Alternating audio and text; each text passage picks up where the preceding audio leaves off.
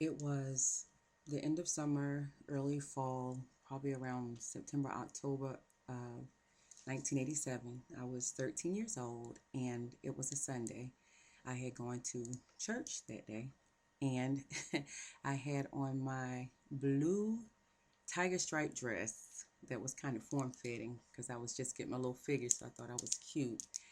And my dad had gone to hang out for the day with his friends, cousins, or whatever dude he normally does. And I was at home by myself watching television all day. And what happened was I saw a mouse, and I am deathly afraid of mice. So when I saw this mouse, I was afraid to get off the couch. So I ended up staying on the couch all day until that evening, that night.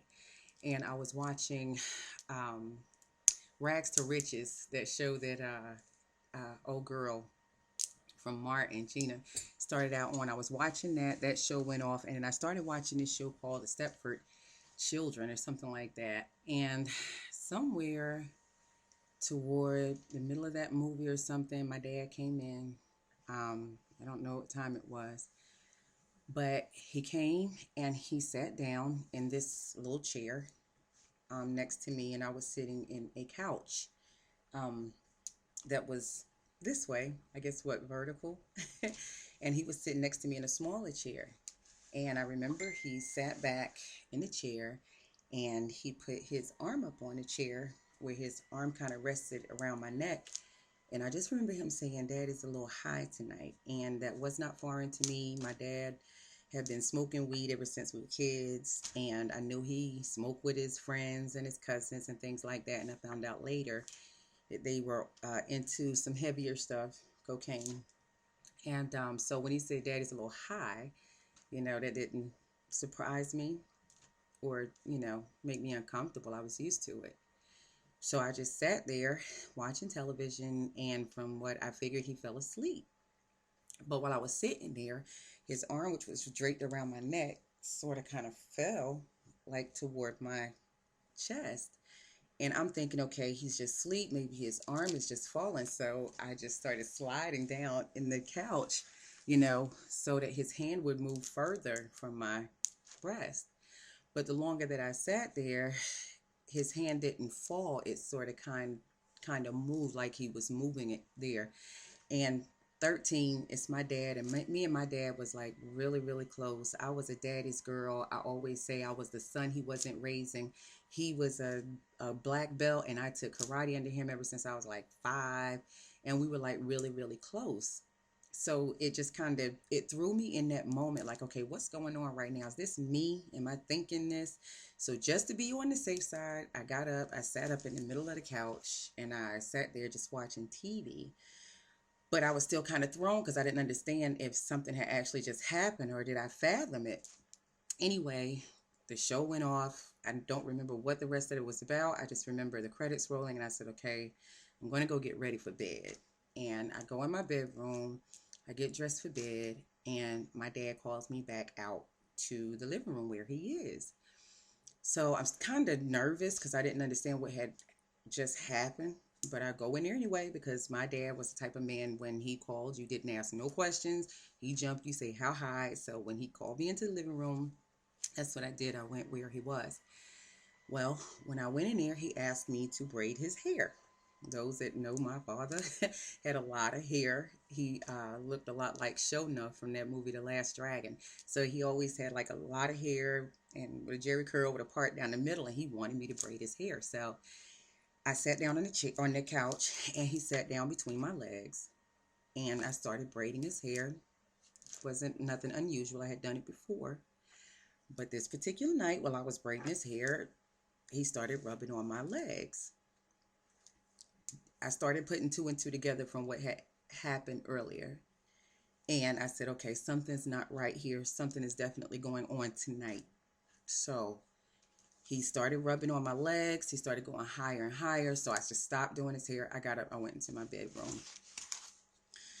I went and I laid down. I was confused. I didn't understand what was going on, what had happened.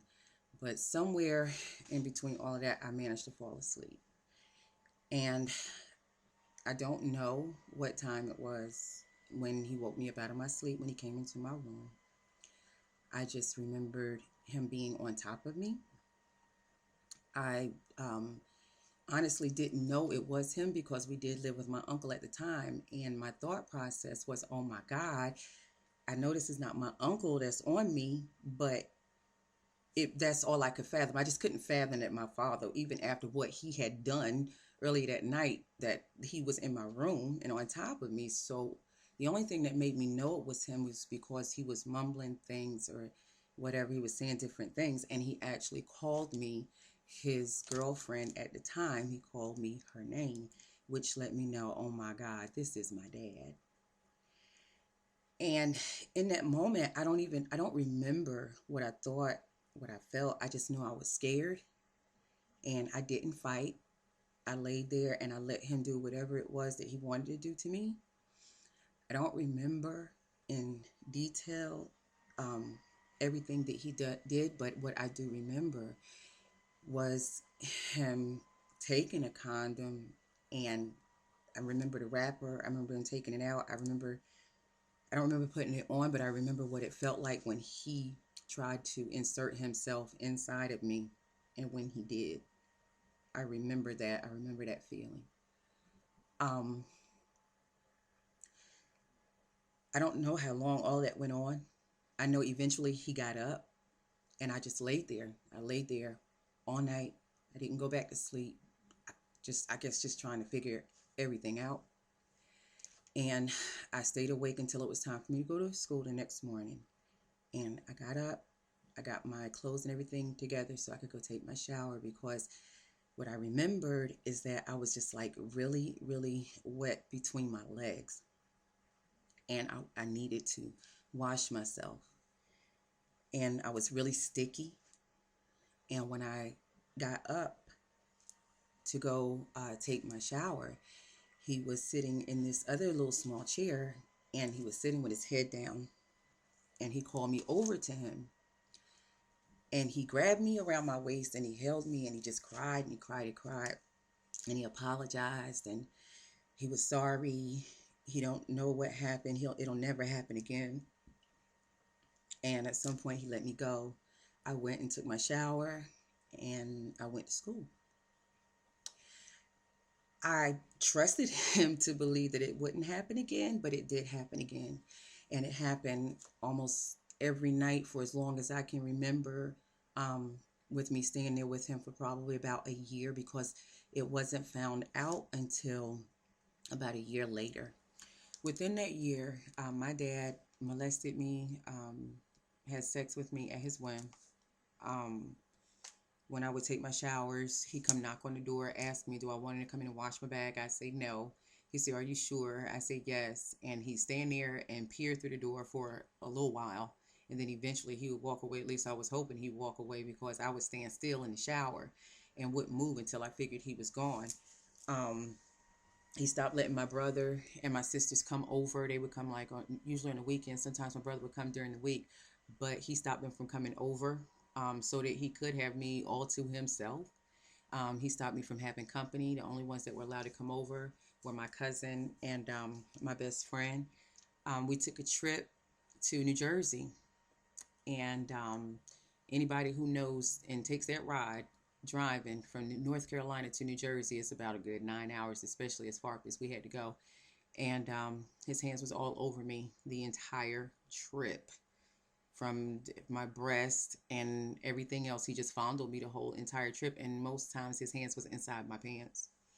Um, that particular summer I spent with my mom's family, and when I came home after the summer and they dropped me off at my dad's house, he opened the door, he let me in, and then when he closed the door, he pulled me to him and he tried to kiss me in my mouth like I was his girl, his woman, his wife, or whatever, like he was greeting me. And I pulled away, and I went into my room. He sat me down on the edge of the bed and showed me some stuff he had bought me, like a typewriter, a word processor, and the Anita Baker Rapture album. I've always loved music, so he bought me the Rapture album. And then he proceeded to tell me why what he was doing to me was good for both of us. His rationale was because so that he wouldn't have to deal with all those women, because my dad was a nice looking man. Like I said, he was a karate instructor. He had the muscles and everything. The women loved him. He had a lot of women. I don't know what he wanted with me. And his rationale was so that he wouldn't have to be with those women and so that I didn't have to experiment with boys. And I really don't think I thought about experimenting with boys. And not, and then maybe I have. I don't know, but I don't think I had, at least not until that experiment with him. I don't know. But yeah, he there was one time that he called me into his room to fondle me, and I did not tell him that it was that time of the month. So yeah, you know what happened, and he was pissed. He was livid, but that was like my way of getting back at him, like ah, crazy, I know, but I didn't tell him. And what did he do? He looked at me and he called my name and gave me this look like, why you didn't tell me? Like, really, I need to tell you what's going on with my body to let you know before you touch on me, I'm your daughter. He tried to rationalize that. My dad literally had me like wifey in his house. I was cooking, cleaning, taking care of my siblings when they came over, and I slept in his bed. I literally slept in his bed until my sisters came over. More, yeah, my sisters came over on the weekends. And even sometimes then, I would still sleep in his bed because I didn't want them sleeping in his bed. I was scared of what he would do to them. Um, my dad, when he came into my room, he literally had sex with me. I don't, he didn't kiss me. He never forced himself, at least I don't remember ever just literally letting him kiss me, because for a long time I let him do a lot of things to me. And he would touch on me like I was his woman. He would suck on my breast like I was his woman, and touching on me while he's sucking on me. He did all of that for a long time, and I let him until I couldn't do it no more. And yet eventually I started fighting back. But when I would fight back, he'd only fight me more. Like when he would start sucking on my breast, I'd beat on his head, trying to get his head off me and sliding off his freaking Jerry curl. And all he'd do is fight me to do it more. I think he might have even got a thrill out of that. It even got to the point where he would chase me, and I'd jump out of the bed and I'd stand up against the wall, and he'd say, the spiders and the bugs are going to come out and get you. So I'm scared of bugs terribly. So I take off running into the living room, and he'd chase me while he's laughing. He was laughing, chasing me, trying to get me to be sexual with him. My father was a sick son of a bitch. He was. There's no way around it. And I know a lot of people are going to be pissed to hear me tell my story, but it's not for you. It's to save somebody else. So I'll go with that. And because of his abuse, it opened the door for more abuse, more molestation, more sexual assault. I have been raped, molested, sexually assaulted, sexually abused, misused more times than I can count and would like to remember. A lot of it was passive. A lot of it was violent. I have had guns put to my head, knives to my throat. I have been thrown down in abandoned buildings, trailers, and on the back of trucks, in the back seat of cars, outside. I have been raped over and over and over, whether it was physically, whether it was mentally. And two of the longest relationships that I was in was with manipulating people who had tendencies like my dad. Because of what I had gone through, I ended up with people who used me and abused me in different aspects, but it was abuse still in the same. And many times I thought about killing myself. I did. By the grace of God, I didn't. I thought about it several times. I tried once and it almost worked. With all that being said, I have been successfully in my recovery for 8 years. And you can see from my strength, being able to share this with you without breaking down and crying and having a fit or going through any type of emotional breakdown. That I have, by the grace of God, healed in many areas of my life. However, I do still experience things just like other survivors and victims. I still have flashbacks of situations that I remember, some that I don't, some that just come back to me out of the blue. I still have dreams that come out of nowhere of where I am being molested or sexually assaulted, a lot of times by my dad and sometimes by other people. I have triggers, smells, words, phrases, and I have very minor emotional setbacks when watching, reading, and discussing certain content. Um, which brings me to the reason why I decided to do this video. I've been advocating for sexual abuse in a more subtle way for many, many years, but I've been asking God to show me or give me a way where I could be more vocal. And probably over the past year with these allegations resurfacing, because they're not new, with these celebrities, it's really fueled me reading a lot of these comments and seeing how within this rape culture that we really do not have support for our women. And it is extremely disheartening, and it's extremely disheartening when we don't have that support in our community, because we are really, our race is the one that's losing our women, men, and children by the droves.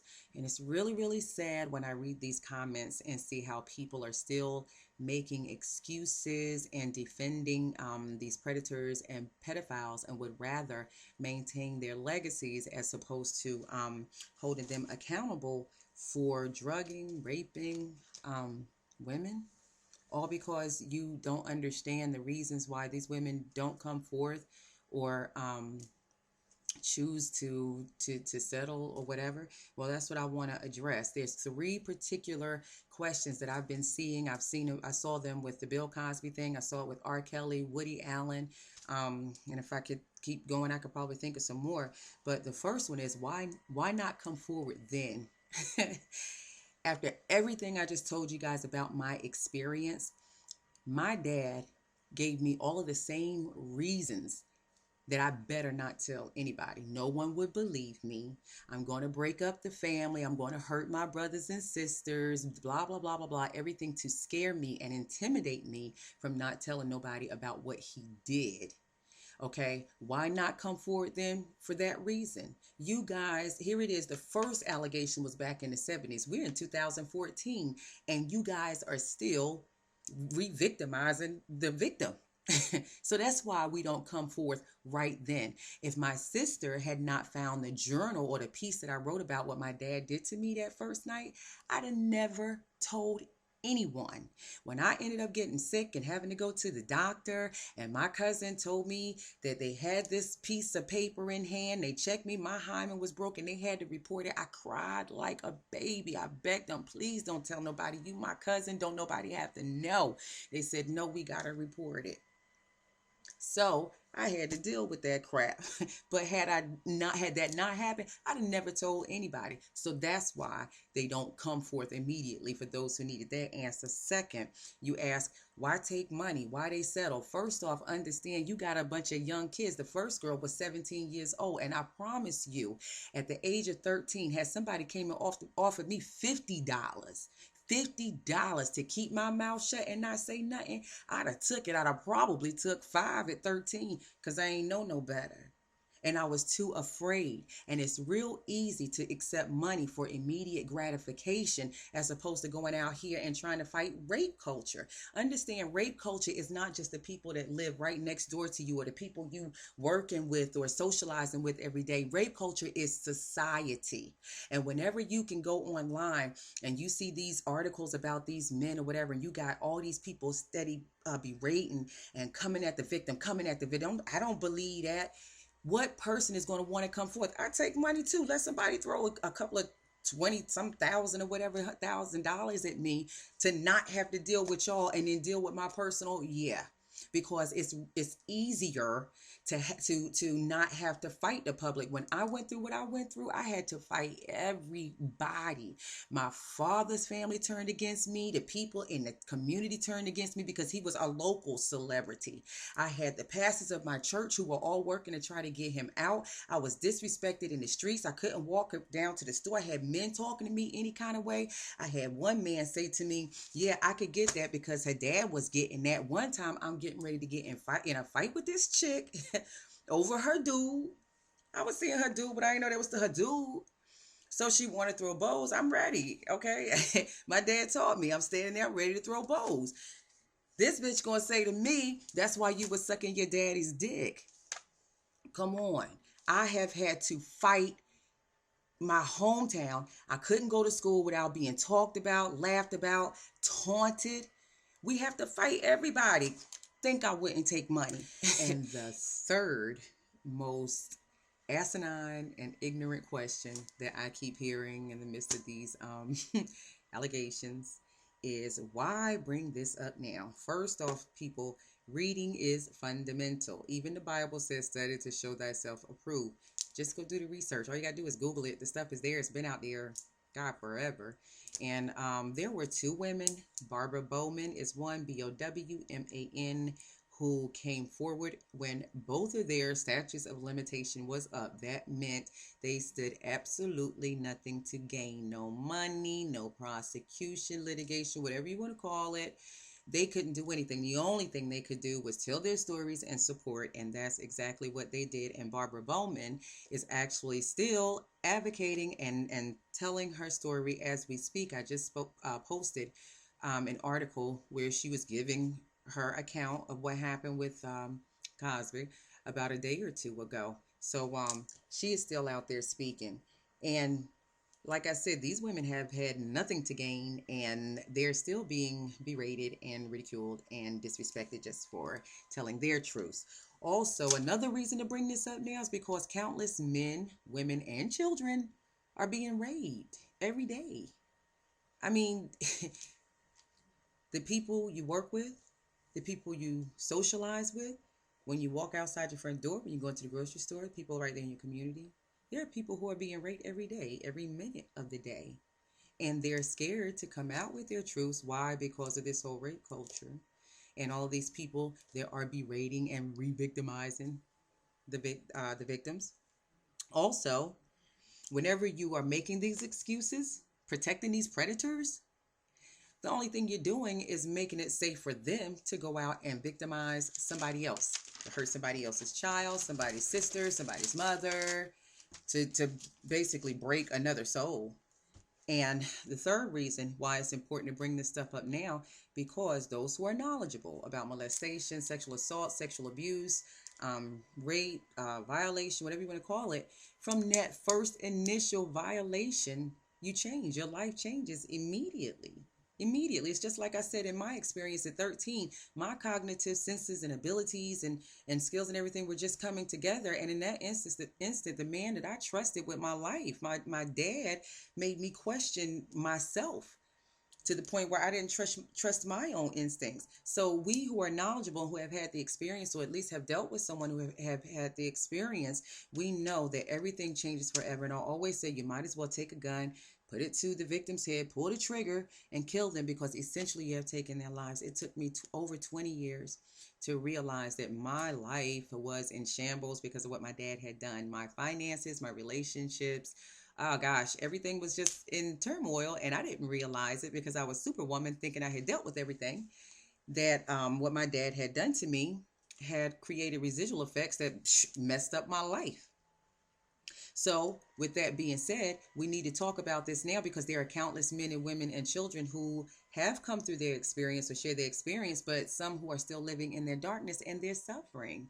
They're suffering in silence. You got those who have already come through, but like myself, like still experiencing the flashbacks, the dreams, the triggers, and things like that. You have those survivors who still experience things, and then you have those who have yet to come through who are still experiencing. Again, we need to make a comfortable environment where these people, our victims, know that if they come out with their stories, they're going to be supported, and they're going to be accepted, and they're not going to be ridiculed and disrespected and re-victimized for telling the truth about what somebody did to them to hurt them. Because like I said, I'm 41 years old, 41 strong and proud of it, because I didn't have to be here. But in those 41 years, I'm still trying to correct things in my life that have happened because of the abuse at the hands of my father. So that's a lot of, those are the reasons. Those are the reasons why we need to talk about this stuff now. Okay, guys, I am the poster child of not looking like what I've been through. And I am putting my life, my business on display for the world for two reasons. In everything I do, I like to help, heal, educate, motivate, and I like to make you think, challenge your rationale, because there's always more than one way to skin a cat, and I never look at any situation in one way. And as we already can see from all these comments, that we do need to change the dialogue, because we do need, and that cannot be stressed enough, that we do need to create an environment, a society where our victims are comfortable with coming out with their experiences and not feeling like they are being ridiculed, disrespected, and further victimized. Second, absolutely, is to help and heal. There are plenty of people out here in this world who have had my experience, similar experiences, and even if you think you've only had minor violation, if it was anything that was done to you, I don't care if it was written down on a piece of paper, if it permeated your spirit in any form or fashion and didn't make you feel good in your spirit, then it was violation, and it needs to be recognized. And what I do know is that if without recovery, God and my recovery, there's no way that I could have sat here and had this whole conversation and shared my life and my experiences with you without breaking down, crying, being really emotional, and experience like immediate psychotic episodes or whatever. I've done that prior to my recovery, and it could have very well happened.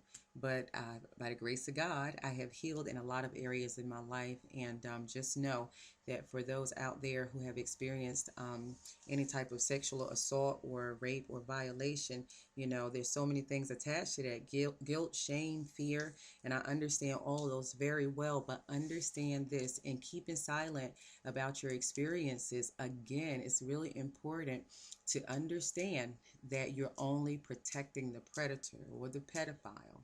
You're keeping silent, and you're making it possible for them to go out and hurt someone else, harm someone else's child, wife or husband, or because men do experience violation a lot more than we realize. So when you keep silent about your experiences, you're allowing other people to be hurt. And essentially, just my opinion, I feel like the blood is on your hands. I've had that experience too, to find out that someone violated me, and because I didn't make mention to anybody about the violation that I experienced, it caused someone that I care very deeply about to be violated as well. And when I found that out, it just really broke my heart and led me, really more to understand you have to speak out, because when you don't speak out, you yourself are still being further hurt, because it's hard holding on to that secret. It eats you up.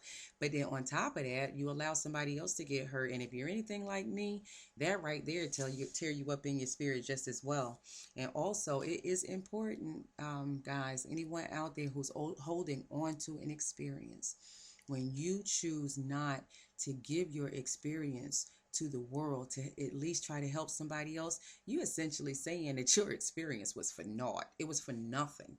That in this life you experienced maybe something heinous or whatever, and it was just nothing. Like somebody just didn't have nothing to do, and already aspects of your life are messed up. You can't deal with certain things. You got hang-ups on certain things. I absolutely refuse to believe that all the things that I have been through in this life, to be raped, molested, and all that by my dad, then to turn around and be raped, molested by other men and women and ridiculed by a whole town, and I can't get up and sing in church, and I got people touching all on me just because they want to. I refuse to believe that I experienced all of that for nothing. So I am on a crusade. I don't care what nobody say about me.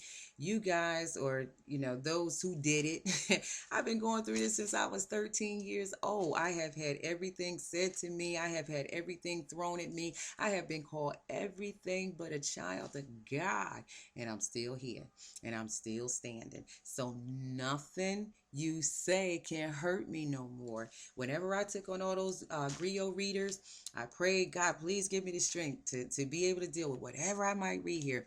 Ain't none of that stuff bother me. Don't nothing bother me like that. For what? Look at me. I am the poster child of not looking like what I've been through.